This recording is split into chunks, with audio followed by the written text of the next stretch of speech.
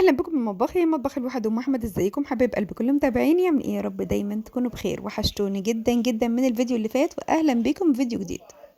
اللهم ارزقنا خير هذا اليوم وخير ما بعد. عايزه اقول لكم كده من بدايه الفيديو صباح النشاط النهارده وصباح الحيويه وصباح كل حاجه. بصوا، انا قمت النهارده من النوم بعد ما ولادي مشوا على طول راحوا المدرسه.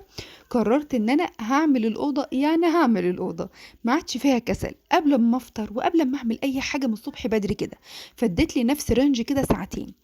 في الساعتين دول لازم اكون مخليه الاوضه دي اوضه عروسه، اخليها زي الفل. اكنسها والمعها وامسحها من التراب واظبطها كده تبقى يعني ما اقولكوش. فاديت لي نفسي كده ساعتين. انا ولادي اصلا بيمشوا الساعه 7:30 لان الطابور بتاعهم بيبقى الساعه 8 الا ربع. وعلى ما جمعت دماغي كده ودخلت الأوضة الساعة 8، فاديت لنفسي رينج هما ساعتين زمن وكنت طالعة منها، علشان لسه فيها النهاردة عندي سوق ولسه كمان عندي شغل. فربنا يعين كده. أول حاجة عملتها قلت لازم أشوف اللعب بتاعت لينا، لأن بنتي بتحب قوي قوي تقص في الورق وترسم وتلون وتقصقص. فأنا متأكدة إن أنا هطلع ورق قد كده، وفعلا ده اللي حصل. يعني اللعب بتاعتها وسطها ورق كتير قوي متقطع، والكراتين كتير متقطعة. لو مسكت كرتونة، يعني لو شافت كرتونة جاي فيها بضاعة كده ولا حاجة، يبقى يقوم مهناها وساعدها تمسك المقص وتلاقي الشغل اشتغل على طول. ساعة ما تلمح بس كرتونة ولا حاجة. فنضفت الأول البتاع التربو اللي فيه اللعب بتاعتها دي، وطلعت أي ورق بقى وأي قصاقص هي مقصقصاها والحاجات اللي ملهاش لازمة دي، ورميتها. كنست تحت الكومودينو. كان نفسي قوي قوي اكنس تحت السرير، بس السرير بتاعي ده تحته حاجات كتير، يعني تحته حلل كبيره بتاعه الطبخ بتاعه الافراح، وتحته البرائع بتاع الستائر بتاعتي اللي انا شلتها من الستائر بتاعه الصاله. انا معودش محتاجاها، بس محتاجه الخشب بتاعها. يعني الخشب بتاعها انا محتاجه اعمل فيديو كورات، بس لسه يعني ايه مكسله بصراحه اعملها دلوقتي، او مش في دماغي ان انا اعملها دلوقتي. فحطهم تحت السرير عشان ما لهمش مكان طبعا، مش عارفه احطهم فين. وفي شنط فيها هدوم شتوي او صيفي. بصراحة الموضوع كان كبير قوي ان انا اعمل كل ده، اطلع الحاجات دي. فانا كانت هتاخد معايا وقت وكنت هتعب، يعني كانت هتتعبني بقى التوطية والرفعة والتوطية والرفعة. بصراحة الموضوع كان هيبقى صعب عليا قوي ان انا اعمله. فقلت مش مشكلة نكنس تحت السرير، احنا نسيب كل حاجة زي ما هي، ونبقى نكنس ان شاء الله على العيد. يبقى العيال موجودة معايا. يعني لو كانت لينا ولا محمود مثلا ولا العيال موجودة معايا، كنت هخليهم يشيلوا بقى ويحطوا، يعني ايه، يحولوا الحاجة ويرجعوها لي تاني. بصراحة يعني الحاجات اللي فيها توطية ورفعة دي انا بقيت اتجنب ان انا اعملها، لان بتتعبني جدا جدا بعد كده. هنا بقى ايه، كنست طبعا الناحيه دي. وانتوا شفتوا طبعا كميه الورق اللي انا مطلعاه من اللعب بتاع بنتي، كل ده من الورق من اللعب بس والله. كميه ورق رهيبه. وجيت بقى على الناحيه التانية عشان اكنس تحت الكومودينو التاني. انا بحب والله لو طولت ان انا ازق الدولاب ده هزقه. بس ما اقدرش. يعني انا بحب اما اكنس اشيل كل حاجه من مكانها واكنس تحتها. يعني التسريحه شلتها، الكومودونات شلتها، الدولاب انا كنت السرير انا كنت متضايقه قوي ان انا مش ما كنستش تحته. وعلى فكره في تحته تراب. يعني لما جيت اطلع الهدوم بتاع لينا، لا، في شفت تراب كده بعناية.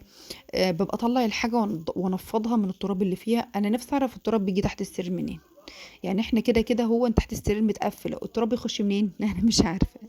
جبت بقى ايه، الشرشوبه بتاعتي والجردل، وحطيت فيه شويه معطر كده. والركن ده بقى ايه، هحط فيه اللعب بتاعت لينا. انا كنت بحط هنا المروحه، بس بما ان خلاص شلت المروحه ما قلناش هنحطها. حطيت اللعب بتاعت لينا، لميتها الناحيه دي. ودي السراير اللي هي عاملاها للعرايس بتاعت، عامله لكل واحده سرير ومخده. بص والله مدلعهم اخر دلع البت دي. عشان انا هطلع الدفايه اللي كنت حطاها في الدولاب، فهطلعها بقى احطها ايه مطرح اللعب كده، عشان خاطر الكهرباء. انا ما عنديش اصلا في الاوضه كهرباء الا فيش الناحيه دي ناحيه البلكونه بس. اللي كان بيعمل الكهرباء عندي كان موفر. ما عنديش في كل اوضه الا فيشه او اتنين تقريبا. يعني ممكن في اوضه فيها فيشه وفي اوضه فيها اتنين. انا كنت مخرجه بقى ايه العلاقه بتاعت العبايات بتاعتي دي في البلكونه. قلت عشان خاطر ما تلمش تراب بقى، انت عارفه هي كلها عبايات سمراء، فهكنس وهنفض فهتلم تراب، وهي اغلبيتها نظيفه. فخرجتها بره على ما خلصت. وهنا بقى ايه، بدأنا نمسح العزال بتاعنا. جبت ميه برضو بمعطر، مسحت التسريحه بالمرايه بتاعتها. وفرشت انا كنت غاسله طبعا المفارش. يعني المفارش دي كلها انا كنت غسلاها من كام يوم كده، وانا بغسل المفرش اللي بره ما غسلته كله. ده المصحف بتاعي اللي بحب اقرا فيه. كانت واحده صاحبتي كانت هديهوني، ربنا يبارك لها يا رب في صحتها يا رب، وفي عمرها، ويبارك لها في اولادها، اللهم امين. كانت هي اللي عطيهوني. مش عارفه هي تشوف الفيديو ده ولا لا، بس عايزه اقول لها انا كل ما بفتح المصحف اكيد واقرا فيه. انا بحب اقرا فيه قبل ما انام، ودي اللي انا قلته لكم قبل كده. اليوم طويل قوي قوي، واحنا بنجري طول النهار حوالين نفسنا، مش بنفضى ومش بنفتكر ان احنا نفتح المصحف او نقرا فيه اي كلمه. وما ننساش دايما كده الآية الكريمة: ومن أعرض عن ذكري فإن له معيشة ضنكا ونحشره يوم القيامة أعمى. يعني أعرض عن ذكري مش إن أنت هتقولي سبحان الله ولا الحمد لله، لا، إن أنت تقري قرآن. فهيبقى العيشة بتاعته دايما ضنك كده، وعيشته ضيقة، ومهما يبقى عنده تحس إن الدنيا ضيقة عليه. وكمان يوم القيامة هيتحشر أعمى. لما حشرتني أعمى وقد كنت بصيرا لقد أتتك آياتنا فنسيتها فكذلك اليوم تنسى. عايزه اقول لكم بجد الواحد يعني لما سمع الكلمتين دول كده في الراديو من فتره، لا حسيت ان الواحد فعلا مقصر. يعني اليوم بيعدي كده، ممكن يوم واتنين وعشرة. يمكن لو ولادي مثلا ما قالوش سمعي لنا يا ماما، او مسكت المصحف وسمعت لهم ورددت معاهم، وده ما بيبقاش على طول، ما اقراش في المصحف. فقررت كده ان ده المصحف اصلا بتاعي، كنت بقرا فيه بس على فترات متباعده، وكنت حاطه بره. فقررت ان انا هجيبه هنا جنبي جنب الكومودينو بتاعي، مطرح ما بنام، على اساس ان انا قبل ما انام كل يوم اقرا لو حتى صفحه. كنت الاول يعني ما بفتح اي صفحه واقرا وخلاص، وبدات كده ايه بعد كام يوم او اسبوع مثلا ان انا اجيب بالترتيب بقى، من اول بقى البقره لحد كده ما ان شاء الله نختم. ما هقولكوش انا بقرا كتير اوقات، يعني بيبقى الغزاله رايقه كده والواحد بيقرا صفحه واثنين وثلاثه. اوقات بصراحه ببقى مش شايفه قدامي خلاص، يعني دماغي تقيلة ومش شايفة بجد، فبقرأ صفحة وخلاص. وبرضه ما اكدبش عليكم، اوقات ما بقرأش خالص، يعني في ايام فعلا بتعدي عليا بحط دماغي وبنام وما بفتكرش، بس برجع بعد كده افتكر لا طب انا ليه ما قرأتش، بحاول ان ممكن انا اعوض اليوم اللي بعده. فربنا يا رب ايه يصلح حالنا كلنا يا رب، ويبارك لنا كده في حياتنا وفي عيشتنا وفي بيوتنا. احنا عايزين بيوتنا تبقى هادية، وعايزين بيوتنا تبقى كويسة، وعايزين ولادنا يبقوا كويسين، وعايزين ولادنا يبقوا هاديين. فاظن ان مفيش المعادله دي مش هتتم الا لما نقرب لربنا بجد. يعني المعادله دي كلها مش هتيجي كده ولا تتم الا لما نقرب لربنا. وطبعا اللي ليه نصيب في حاجه هيشوف. عايزه اقول لكم ان انا يا دوب خلصت وفرشت السجاد راحت الكهرباء قطعه، كانت الساعه 10 راحت الكهرباء قطعه، والحمد لله انا حطيت لنفسي وقت، ويعني خلاص بالظبط على الوقت كنت مخلصه. غيرت طبعا هدومي ودخلت عملت فطار، لان ما كنتش لسه فطرت، انا بدأت على طول، ما رضيتش ان انا اقعد اضيع وقت.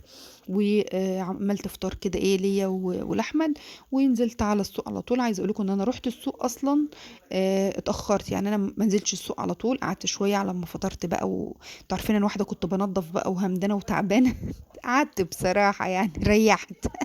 قمت اتحركت، انا قلت الكهرباء هتيجي، يعني انا اللي قعدني ان انا كنت مفكره الكهرباء هتيجي وهضرب الاسبونشات قبل ما انزل السوق. بس اما لقيت الساعه خلاص داخله على 11 وشويه ولا اتاخرت فلا لبست بقى وقلت ايه، انا هنزل السوق. لنا اصلا اوقات بتيجي بدري، يعني اوقات بتاخد بس 4 حصص او 3 حصص تقريبا، ولا جايه الساعه 12 وربع. اقول لها يا بنت انت نطيتي من على السور ولا ايه؟ تقول لي والله يا ماما ما نطيتش.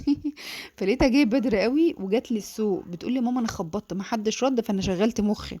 عشان دايما ببقى اقول لها ايه، زي ما انا ببقى اقول لها شغلي مخك يا لينا. فبتقولي انا شغلت مخي، قلت النهارده ايه التلات يبقى ماما في السوق. فلقيتها جايه لي السوق، قلت لها ساعه ما شفتها جايه قلت لها روح امك تعالي نفسي اجيب كرنبايه عشتلي. جبت الكرنبايه وشيلتها لها على طول. ما انا كنت شايله حاجه مش عارفه اجيب، والله واقفه قدام الست وشايله الشنطه ولقيتها داخله عليا، زي ما يكون قلبها حاسس بيا البت دي والله. فجبت كرنبايه، بس ايه انا دخلتها الاوضه بتاع العيال لان الدنيا هنا مكركبه. جبت بقى رمان، جبت عنب، كان عندي رمانتين من المره اللي فاتت، الرمان ده مسكر وحلو قوي. فانا هشتل كده واحده هعملها عصير رمان. وجبت خضرة شبت وكزبرة، وجبت بصل، وجبت جزر، وجبت طماطم. يعني التسويقة دي ما شاء الله محترمة، عشان كده ممكن سوق الجمعة. وجبت كمان بطاطس، وجبت ليمون. سوق الجمعة بقى هتلاقوه هادي، يعني هو بيبقى مرة كده ومرة كده، مرة تلاقوني ناقص عندي حاجات كتير فاروح اجيب تسويقة كاملة، ومرة تلاقي لا عندي مثلا اكتر من حاجة فبروح اجيب مثلا طماطم وحاجة بسيطة بس سمك ولا حاجة بسيطة. وطبعا جبت سمك بس سلفتي ربنا يبارك لها يا رب اديتهولها بقى ايه هتشوي معاها، يعني هي تشوي السمك معاها، انا يا دوب بس هعمل الرز الابيض وخلاص.